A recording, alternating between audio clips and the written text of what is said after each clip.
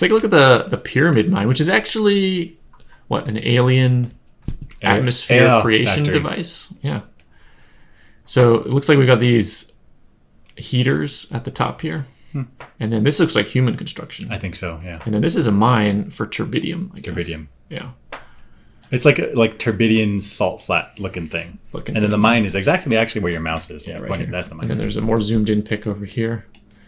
We can see sort of this mine infrastructure, and then looks like more infrastructure that they're pulling material up out of here. I guess they scouted the control room, and then they built that catwalk there. Yeah. And this might be the good stuff. So they said if they turn on the device in the pyramid mine, all the turbidium goes away. So this must be the good stuff. Oh, here's even more zoomed in picture. This is the mine. So then they chose a spot and then started digging down. Yeah. And this is the infrastructure to get the turbidium out. Yeah, super cool. Super cool. And then this is we're sort of zooming out through the heating rods. We came up above that hole. Yeah. This is another view of the human infrastructure. This may be a conveyor, and then more of the heating rods. And this is the salt flats of the turbidium. We were saying that they remind us of control rods. Control rods in a nuclear reactor, you insert them to slow down the reaction. But here it's the opposite. Here you insert the rods to start the reaction. That's right. And so maybe they're catalytic. If it's just heaters, then you get a localized heating. Maybe they're catalytic somehow. So once you inject it in, then the process becomes runaway and faster. Which makes sense to design that way because that's what it's designed to do, is to start the atmospheric process. So it better be some kind of runaway until all of it is evaporated.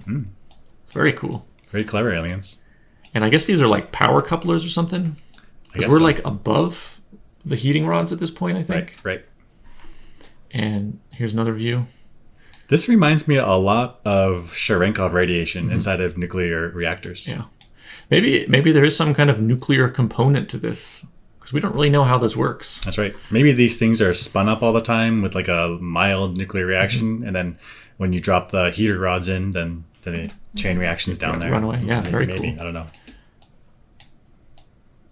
And then the ultimate control room. Yeah. The alien fingers. I mean, talk about easy to understand how to turn this thing on. Yeah. Just boop. Me. Also, it looks like it requires an alien hand. Right.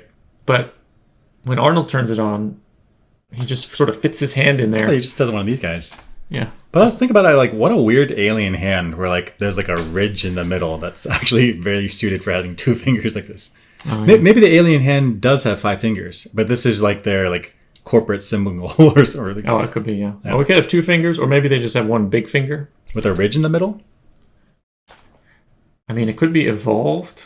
Oh, good point. Right? So for whatever survival reason, when they evolved on Mars, or maybe somewhere else, the 2 fingers fused into one. Yeah, maybe. Very good.